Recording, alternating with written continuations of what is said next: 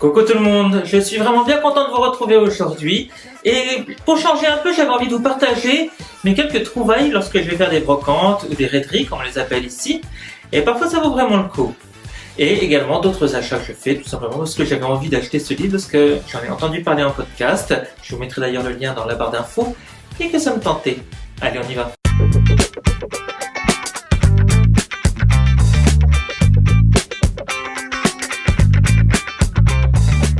Le premier ouvrage que j'ai acheté, ça s'appelle Les boulettes, 10 façons de les préparer. Alors, ce petit recueil d'André Zana Murat, en fait, tout simplement, ça fait comme un carnet de voyage. Les pages sont attachées, il va falloir les détacher avec un coup de papier. C'est précisé en préface. Et dedans, vous avez différentes recettes expliquées, détaillées, sans photo. Donc peut-être que sur la chaîne, je vous en présenterai quelques-unes. Lors de la dernière brocante que j'ai fait, pendant la grande raiderie d'Amiens, qui a lieu 2 fois par an en fait, j'ai flashé en fait sur ce livre, le chocolat. Parce que ce n'est pas forcément un ingrédient que je travaille très facilement ni très souvent, bien que j'ai des amateurs, plus qu'amateurs à la maison. Voilà par exemple. Et je vous avoue que j'ai très envie de faire quelques-unes de ces recettes. C'est publié aux éditions Hachette. La dame le vendait 1 €. Ce qui n'est franchement pas cher du tout. Et pour 1 €, bon, je me suis dit, bah ok, très bien, je vais le prendre. Et du coup, elle m'a dit, bah vous savez quoi, prenez la pile, comme ça me débarrassera, je serai quitte de les ramener chez moi. Et je vous fais le tout pour 4 €. Bah bingo, hein, c'est parti. Alors pour 4 €, voilà ce que je vais vous présenter. Déjà, le chocolat, les 400 meilleures recettes cuisine de tradition. Alors là, c'est le genre d'ouvrage qui me fait craquer. Tout simplement parce que dans ces vieux livres, on trouve des recettes qui ne sont plus forcément édités de nos jours. C'est-à-dire que quand vous voulez voir un bœuf en daube, des choses comme ça, vous ne voyez plus forcément dans nos rayons les livres qui vont le traiter. Et on retrouve plein de recettes comme ça légèrement oubliées ou qui sont plus traditionnelles. Et c'est ça qui me plaît. Le livre en fait est construit de cette façon. À chaque fois, on va vous présenter la recette avec des photos illustrant justement le plat. On vous donne également le degré de difficulté, le moyen, quel vin peut accompagner, les explications. Et ça, franchement, c'est assez agréable, notamment pour quelqu'un qui débute en cuisine, ça peut être un bon ouvrage. Un autre livre qui m'a plu, c'est ce livre de Tupperware, Les 4 saisons de la cuisine. Et ça tombe bien parce qu'on est dans une belle saison en ce moment qui est en train de débuter enfin. Et donc ça donne envie non seulement d'aller au potager, mais en plus de se remettre un peu au fourneau. Le livre, si vous allez voir, est fait avec des onglets différents pour accéder à chaque section. Chaque recette est détaillée par des photos, des explications également. Forcément, comme il s'agit d'un livre Tupperware, donc forcément, on vous conseille d'utiliser un Tupperware pour pouvoir le mettre dedans, le conserver ou pour préparer la cuisine. Autre ouvrage que je trouvais super intéressant parce que j'adore jardiner, j'adore travailler la terre, faire les petites plantes, etc., c'est ce livre. Et là, en fait, vous avez le détail de comment entretenir vos arbres fruitiers, etc. Donc des fruits toute l'année, c'est vraiment les conseils de jardinier qui vous expliquent comment traiter par rapport aux parasites, comment traiter votre jardin au mieux pour obtenir non seulement de beaux fruits, sains, vigoureux et que vos plants restent plusieurs années. Dans la pile, il y avait aussi des magazines que je ne connaissais pas, je vous avoue, je ne connais pas tout, donc forcément ça va vite, les cuisines au bout du monde, et avec ce numéro spécial sur le Québec. Donc forcément, avec des recettes illustrées, des explications, quelques anecdotes également, au prix de 35 francs, tout de même. Vous aviez ce premier livre, et le second, Voyage au bout de la Turquie. Et donc du coup ça me rappelle un peu les boulettes. Et je suis super contente de pouvoir découvrir un peu plus sur l'art culinaire de ce pays. En ce moment nous sommes beaucoup dans une mode où on prépare le dimanche en 2 heures tous les plats de la semaine à venir. Et on met au frigo, au congélateur, en tupperware. Tous les plats sont prêts. Donc du coup la seule chose qui reste à faire ce sera de sortir le plat le soir et de manger. Ok, c'est une mode. Comme beaucoup de modes, elle va évoluer, elle va passer ou elle va rester, ça je ne sais pas. En revanche je suis tombé sur ce livre, toujours dans cette pile de la gentille petite dame, qui traite un peu du sujet. Si vous voyez ce que je veux dire. Les surgelés gourmets, 170 recettes.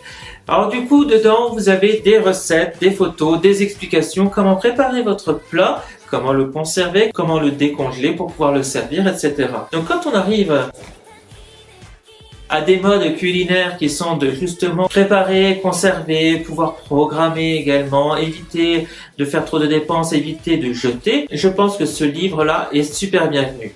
Alors certes, vous pouvez avoir du livre théorique qui traite directement du sujet pour 25 €, voire 35 €, de ce que j'ai vu, ou sur Amazon ou à la Fnac. Après, si vous aimez bien faire les brocantes, faire les rêteries, c'est là où ça vous permettra de trouver peut-être ce livre pour moins d'1 €. Et ça peut valoir le coup. Toujours dans le thème de la congélation, il y avait celui-ci avec, donc la dame à mon avis était très fortiche en congélation, les nouvelles recettes de congélation. Et dans ce livre, pareil, vous trouvez des recettes illustrées avec de jolies photographies de l'époque, mais également les explications, comment le faire, le temps de préparation, le temps de conservation au congélateur aussi très important.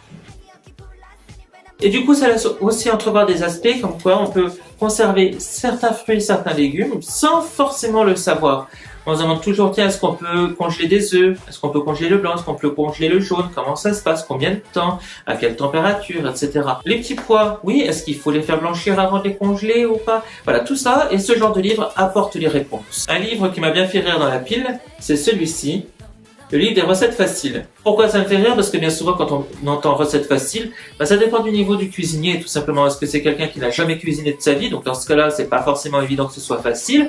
Ou alors est-ce que c'est quelqu'un qui a déjà manié des couteaux, des casseroles? Donc dans ce cas-là, ce sont des bases et ça va l'aider, etc. Donc ce livre, voilà, donc des recettes illustrées, toujours avec les explications, des photos accompagnant. On sent parfaitement que l'on est dans une autre époque. Ne serait-ce que par la qualité des photos, les angles de vue, les couleurs, les mises en situation. Il y a tout de même 350 recettes dans ce livre. Je pense que je vais pouvoir en pêcher une ou deux quand même pour vous faire plaisir et vous les présenter. Un autre livre qui est ma foi fort intéressant, qui m'intéresse particulièrement, qui concerne notamment l'œnologie. Science que je ne connais absolument pas, mais forcément on y vient petit à petit quand on cuisine. Je trouve la photo super jolie. J'adore en fait le format, la taille. Le livre cartonné, ça c'est super intéressant. Bon, par contre, pas bien épais. Hein. Dedans, vous allez avoir des recettes et à chaque fois, comme ici, un vin qui l'accompagne avec la description du vin, quel type, pourquoi choisir ce vin plutôt qu'un autre. Les photos sont assez sympas, grand format, donc assez intéressant à regarder en tout cas. Il va falloir que je l'étudie de près. Il y avait encore un autre magazine, et là, quand vous faites une rêterie en plein printemps, avec le soleil qui tape, etc., et que vous tombez sur ceci, un spécial Noël, je peux vous dire que ça, c'est un accroche-cœur. Ah, forcément, dedans, cuisine actuelle, on retrouve toujours les recettes habituelles que l'on va voir aux périodes de fête, avec le chapon, avec le canard, les petites entrées illustrées, détaillées. Là, vous connaissez tous et toutes, j'en suis certain. Un livre dont je ne sais pas trop quoi en faire parce que je ne suis pas appareillé ni outillé pour pouvoir l'utiliser, mais bon, peut-être que j'en ferai cadeau, peut-être que je le ferai gagner, qui sait, si ça intéresse quelqu'un. C'est ceci, la cuisine au micro-ondes. Et oui, nous sommes en 2018 et je n'ai toujours pas de micro-ondes et je n'en veux pas. Non pas parce que ce sont les ondes, etc., mais c'est parce qu'en fait, j'en ai eu, mais je ne l'utilise pas. Donc du coup, je n'ai pas l'utilité de devoir redépenser pour un micro-ondes, sachant que il va servir à rien parce que j'utilise mes casseroles, mon four, etc. Alors vous voyez, il présente tout un tas de recettes différentes et une photo explicative. Moi j'aime bien franchement quand j'ai plusieurs photos qui accompagnent plusieurs plats. Je suis comme ça, j'aime bien les photos, donc c'était pour ça aussi. Après c'est bien détaillé, c'est bien expliqué, ça peut être super intéressant. Donc, et enfin dans la pile, dans tout dernier, il y avait un livre qui m'avait tiré l'œil quand même, qui me tentait bien. Alors c'est pas un livre extrêmement récent de ce cuisinier, bien connu, mais il m'avait donné envie quand même de le prendre. Et puis tout compte fait, je me suis rabattu sur le premier, le chocolat. Oui, il a une bouille toute genou encore. Genre c'est mon pote, je peux en parler comme je veux. Non, forcément, plein de respect aussi pour ce grand chef cuisinier. Donc pour Cyril Lignac, cet ouvrage qui est bien expliqué, qui est surtout très bien illustré à la fois avec les recettes, mais également avec des photos personnelles du cuisinier. Voilà, donc vous retrouvez des recettes super alléchantes, super appétissantes, qui donnent forcément bien envie, très bien expliquées, très bien détaillées. C'est Cyril Lignac. Donc voilà, on sait dans quoi on s'avance. Ça, c'était pour la première partie brocante. Dans la deuxième partie brocante, j'ai trouvé un autre ouvrage qui n'est pas récent non plus, ça il faut bien l'avouer, mais qui m'a fait de l'œil parce que je trouve qu'il y avait des idées assez sympas. J'ai d'ailleurs commencé à lister certaines de ces idées pour moi ou pour vous les présenter. Bon, sachant que j'ai déjà toute une liste de plats à faire. J'attends juste que la santé revienne au beau fixe pour vraiment pouvoir m'y remettre à fond. Voici l'ouvrage en question. Menu à volonté, 1 million de menus. Et ben avec ça, on a de quoi faire, je peux vous l'assurer. Donc ça se présente sous forme de livret, où vous avez les entrées, les plats, les desserts. À chaque fois, vous avez la recette. Vous pouvez composer votre menu.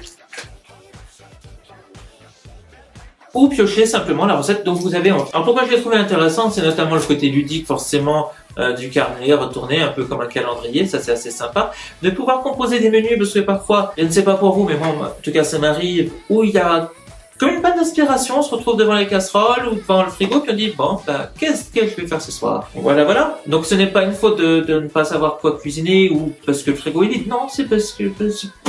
Voilà, on sait pas.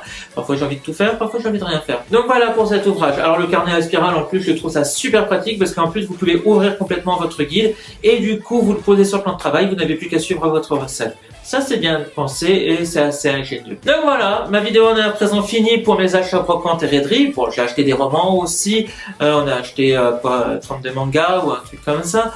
Forcément on se fait toujours plaisir quand on y va. Surtout celles-ci quand elles sont super conséquentes. En tout cas, nous, chez nous, tous les week-ends, il y en a. Le samedi, le dimanche, les jours fériés également. Toute la région est remplie de raideries. Je pense que partout en France, c'est à peu près la même chose. Du moins, il y en a de plus en plus de ce que j'ai vu, et notamment dans le sud, dans Lorraine. Donc voilà, ça peut toujours être sympa. Une petite sortie, puis au hasard, hop, tomber sur un livre auquel vous vous y attendez pas et qui, tout compte fait, peut être super intéressant. Dites-moi dans les commentaires si vous aussi, vous profitez de ces raideries, de ces sorties, de ces brocantes. Si vous avez des trucs et astuces également à faire partager, pourquoi pas. En tout cas, je vous fais de très très gros bisous. Merci d'avoir regardé. Je vous dis à tout bientôt. Allez!